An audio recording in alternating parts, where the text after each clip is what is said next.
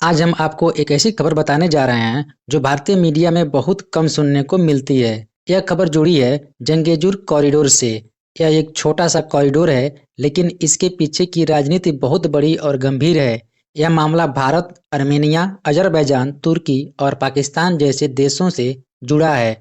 और भारत ने इस खेल में एक ऐसा कदम उठाया है जिससे पाकिस्तान, तुर्की, अजरबैजान का गठबंधन हिल गया है। जंगेजुर कॉरिडोर एक प्रस्तावित सड़क और रेल मार्ग है जिसे अजरबैजान बनाना चाहता है। इसका मकसद है कि अजरबैजान अपने मुख्य भूभाग को नक्चीवान नामक दूरदराज इलाके से जोड़ सके।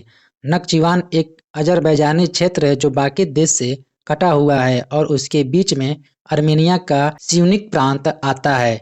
अगर यह कॉरिडोर बन गया तो अजरबैजान और तुर्की को सीधा जमीनी रास्ता मिल जाएगा और रास्ता आगे जाकर पाकिस्तान तक भी पहुंच सकता है। यानी तीनों देशों के बीच एक सैन्य और व्यापारिक गठबंधन मजबूत हो जाएगा। भारत को लगता है कि अगर यह कॉरिडोर बन गया तो तुर्की, अजरबैजान और पाकिस्तान एक साथ मिलकर भारत को पश्चिम से घेरने की तैयारी कर सकते हैं। इसलिए भारत अब सिर्फ दर्शक नहीं बना है, बल्कि सीधे इस क्षेत्र में दखल देना शुरू कर दिया है। हाल ही में पाकिस्तान के प्रधानमंत्री शहबाज शरीफ अजरबैजान की राजधानी बाकू पहुंचे। यह कोई आम दौरा नहीं था, बल्कि एक शुक्रिया यात्रा थी।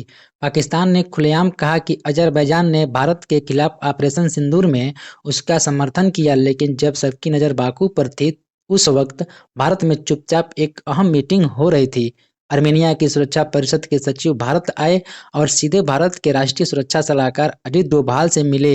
यहाँ पर सिर्फ ऑपरेशन सिंदूर नहीं, बल्कि जंगेजुर कॉरिडोर पर भी गहरी बातचीत हुई। भारत अब अर्मेनिया को सिर्फ हथियार ही नहीं दे रहा, बल्कि रणनीतिक सलाह, सैन्य ट्रेनिंग और युद्ध नीति भी दे रहा है। अर्मेनिया की सेना में भारत की भूमिका एक सैन्य आर्किटेक्ट की तरह हो गई है।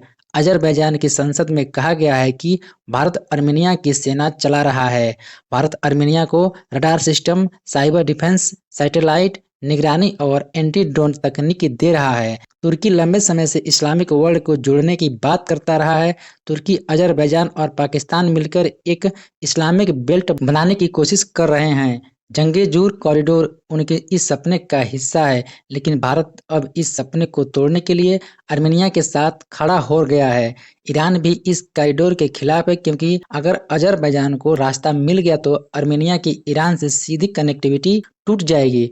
इससे ईरान का रणनीतिक महत्व कम हो जाएगा। इसलिए ईरान भी चाहता है कि भारत इस क्षेत्र में संतुलन बनाने वाला शक्ति बने। भारत ने अर्मेनिया को एक 5 स्तरीय सुरक्षा योजना दी है, जिसमें शामिल है satellite surveillance, anti drone shield, multi layer bunker, cyber defence, signal interception network. इसके अलावा भारत ने अर्मेनिया को एक खास टैक्टिकल नेटवर्क सिस्टम भी दिया है, जिससे युद्ध के समय रियल टाइम डाटा शेयरिंग की जा सकती है। पहले अर्मेनिया रूस के प्रभाव में था, लेकिन अब भारत की एंट्री से रूस की भूमिका कमजोर हो रही है।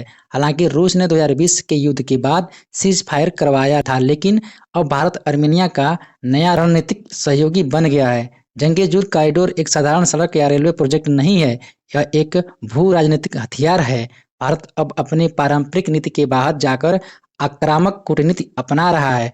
अब भारत सिर्फ हथियार नहीं बेच रहा, बल्कि रणनीति और सैन्य ट्रेनिंग भी दे रहा है। और यह साफ संकेत है उन देशों के लिए जो भारत को सिर्फ सीमित सोचने वाला देश समझते हैं।